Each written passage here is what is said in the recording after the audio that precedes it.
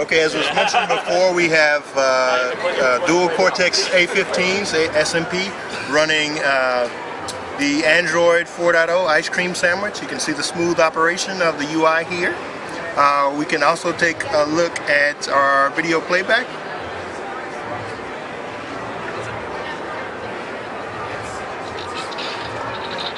Smooth video playback showing the IVA HD acceleration.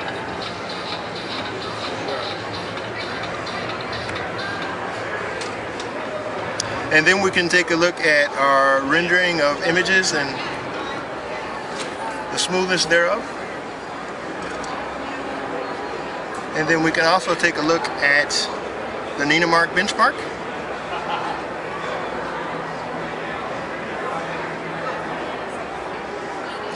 This was running at 64 frames per second. Again, that's limited by the display refresh. Without that display refresh limitation and running at the full entitlement of the device, we get about 130 frames per second. Wow.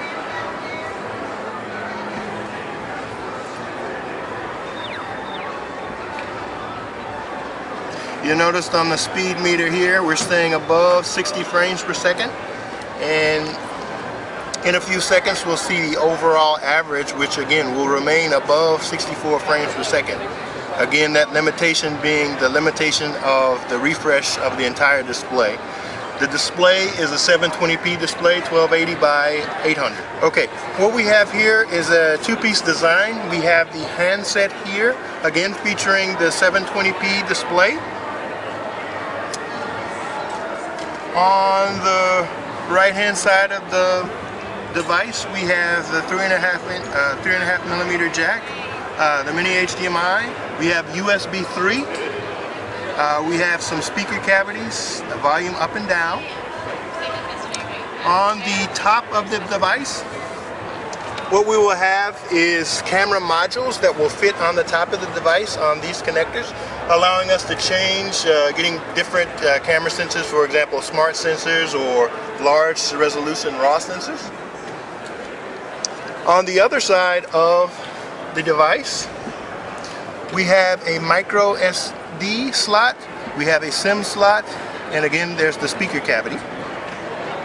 On the back of the docking station,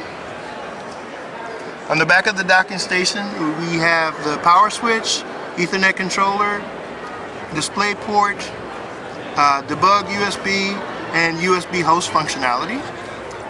We also have a MIPI debug connector, which we use for debug. So the docking station is both an input device as well as a debug device for those software developers. And this is the OMAP 5 SEVM software development platform.